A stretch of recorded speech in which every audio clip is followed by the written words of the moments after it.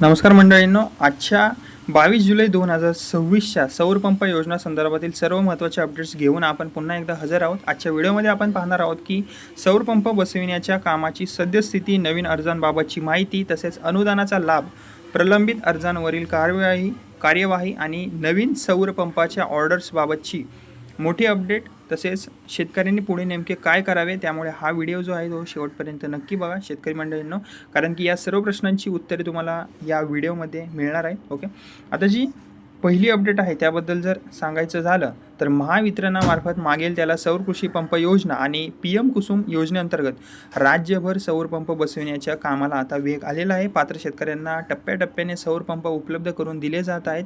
Okay, अनेक जिल्ह्यांमध्ये प्रत्यक्ष बसविण्याचे काम जे आहे ते सध्या वेगाने चालू आहे। ओके, आता जी नंतरची अपडेट आहे ती म्हणजेच की ज्या शेतकऱ्यांनी अद्याप सौर पंपासाठी अर्ज केलेला नाही आहे त्यांच्यासाठी अर्ज प्रक्रिया सध्या सुरू आहे, करून घेऊ शकता तुम्ही शेतकरी मंडळींनो। महावितरणाच्या अधिकृत पोर्टलवरून ऑनलाईन अर्ज तुम्हाला करता येत आहे।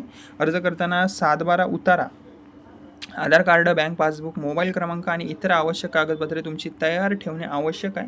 आता अनुदानाबाबत एक अपडेट आलेली आहे। ओके, ती म्हणजेच की आता योजनेअंतर्गत 3 हॉर्स पॉवर, 5 हॉर्स पॉवर आणि 7.5 हॉर्स पॉवर क्षमतेचे सौर पंप उपलब्ध करून दिले जात आहेत। सर्वसाधारण प्रवर्गातील पात्र शेतकऱ्यांना शासनाकडून मोठ्या प्रमाणात अनुदान दिले जात आहे, तर अनुसूचित जाती आणि अनुसूचित जमातीतील लाभार्थ्यांसाठी अधिक अनुदानाची तरतूद कायम आहे। ओके, आता प्रलंबित अर्जांबाबतची एक मोठी अपडेट आहे ती सुद्धा आपण पाहूया।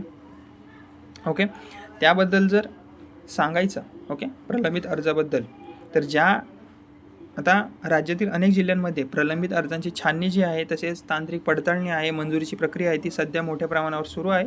ज्या शेतकऱ्यांचे अर्ज पात्र ठरतील त्यांना टप्प्याटप्प्याने मंजुरी देऊन सौर पंप बसवण्याबाबत सूचना पाठवल्या जात आहेत। ओके, आता आजची जी मोठी बातमी आहे, ओके, मोठी अपडेट आहे त्याबद्दल जर सांगायचं झालं तर महावितरणाने जुलै 2026मध्ये तब्बल 15,000 सौर पंप प्रणालींच्या पुरवठ्यासाठी सुमारे 354 कोटींची ऑर्डर दिलेली आहे। या निर्णयामुळे येत्या काळात अधिकाधिक पात्र शेतकऱ्यांना सौर पंपाचा लाभ मिळण्याची अपेक्षा व्यक्त केली जात आहे।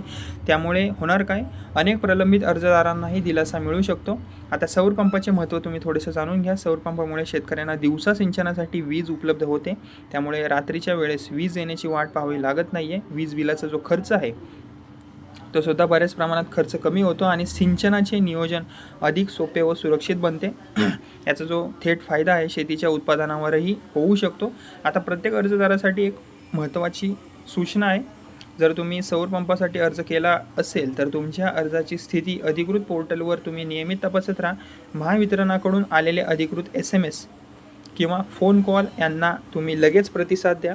ओके, आणि यांनाच प्रतिसाद द्या। महावितरणाकडून अधिकृत SMS जे येतात, जे महावितरणाकडून आलेले असतात, फोन कॉल असतात, यांनाच फक्त तुम्ही उत्तर द्या तुमचं।